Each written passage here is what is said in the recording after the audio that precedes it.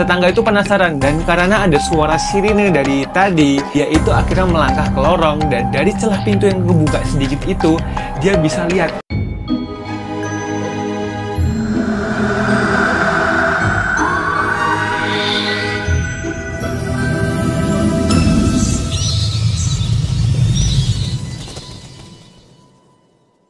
Sebelum masuk ke videonya, hai semua, kenalin, aku Chester.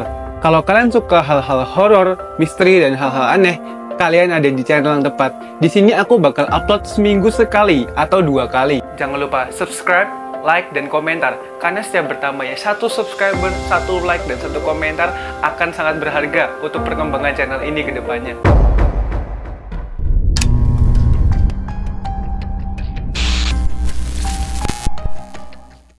Pada malam tanggal 13 Januari 2002, ada bapak-bapak 42 tahun namanya Ronald Huff. Dia baru aja pulang ke apartemennya di kota Newark, Delaware. Soalnya dia habis mengunjungi neneknya. Ronald ngerasa nggak enak badan dan waktu itu apartemennya panas banget. Dan katanya sih emang sengaja biar apartemennya anget gitu. Setelah buka jaketnya, Ronald itu ngelempar jaketnya ke kandang kayu yang tersebar di ruang tamunya. Setelah itu ada yang nelpon, dia berjalan ke arah telepon itu dan dia ngangkat teleponnya. Ternyata itu tempat dealer mobil, tempat dia kerja. Saat manajer kantor menjawab, Ronald tuh bilang kalau dia tuh nggak bisa masuk kerja besok soalnya dia lagi sakit. Setelah dia nutup telepon, dia nyandar di meja dapur dan tiba-tiba terdengar suara desis. Ronald langsung balik dan ngarah ke kulkas. Dia langsung mengulurkan tangan kanannya ke arah kulkas. Pas dia mau buka gagang kulkasnya, tangan kanannya itu sakit soalnya lagi dibalut, terus dia gitu kan, dan akhirnya yaudah dia pakai tangan kiri. Setelah menutup kulkas, si Ronald ke meja dapur dan mengambil segenggam kecoa. Kecoa itu masing-masing tuh kayak 5 cm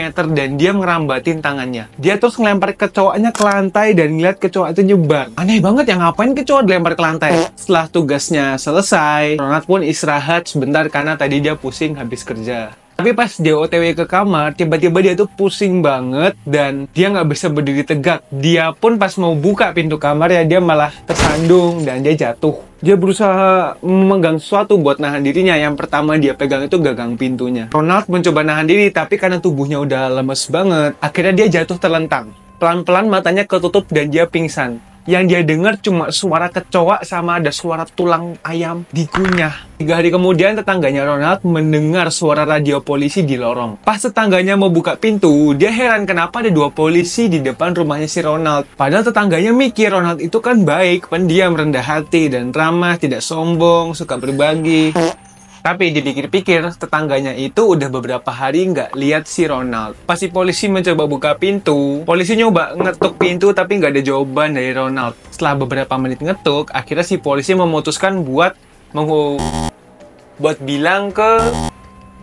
memutuskan buat manggil pengurus gedung buat ngambil kunci cadang. Nah, pas mereka membuka pintu, itu kayak ada ngehalangin. Pintunya terhalang sesuatu yang berat. Dan mereka terus dobrak pintunya sampai kebuka sedikit. Pas si polisi nengok sedikit ke dalam, mereka langsung siap dengan senjata di belakang tangan mereka. Salah satu polisi bicara di radio, sementara polisi-polisi yang lain meninggalkan apartemennya si Ronald dengan keadaan pintu yang sedikit terbuka. Tetangga itu penasaran, dan karena ada suara sirine dari tadi, dia itu akhirnya melangkah ke lorong, dan dari celah pintu yang kebuka sedikit itu, dia bisa lihat keadaan apartemen Ronald dengan keadaan yang sangat mengerikan. Setelah mengetahui itu, dia langsung mundur dan balik ke apartemennya nutup pintu dengan cepat. Beberapa jam kemudian, tetangganya itu ngambil secari kertas dan menggambarkan semua adegan yang terjadi di dalam apartemen si Ronald. Ternyata Ronald itu punya rahasia. Tanggal 13 Januari 2002, rahasia itu membunuhnya.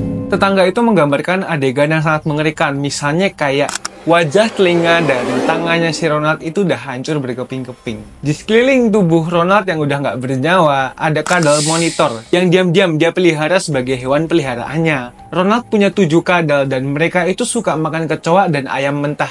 Dan makanannya itu tersebar di seluruh apartemen kayak yang dibilang tadi. Ukuran kadalnya itu macam-macam, ada yang 60 cm sampai 2 meter.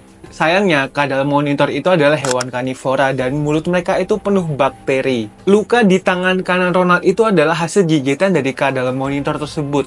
Dan gigitan di tangan kanan Ronald itu diduga sebagai penyebab Ronald itu pingsan.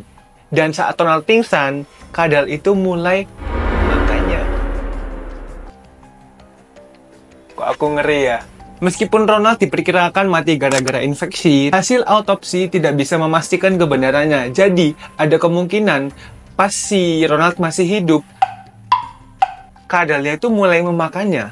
Setelah kematian Ronald, kadal-kadal itu dibawa ke cagar alam satwa liar dan kebun binatang di Thurmont, Maryland. Kejadian ini pastinya bikin tetangganya kaget. Kadal-kadal monitor yang dipelihara si Ronald itu nyata buat pelihara hewan eksotis gitu, tapi malah bikin Ronald sendiri kehilangan nyawanya. Aduh, kasihan nih si Ronald. Coba, maksudnya kenapa harus pelihara hewan-hewan kayak gitu? Kan ada doggy, ada kucing, ada marmut gitu. Kan kenapa harus kadal gitu loh? Maksudnya secara bentuk pun aku yakin ada yang lebih lucu lah daripada kadal monitor. Kalau kalian gimana? Kira-kira kalian bakal nggak melihara hewan-hewan anti mainstream kayak begitu, kayak ular atau kadal atau iguana dan sejenis-sejenis? Kira-kira kalian mau nggak? Komentar pendapat kalian tentang video ini. Jangan lupa subscribe, like, dan share, dan pencet notifikasinya biar kita bisa ketemu lagi di next video.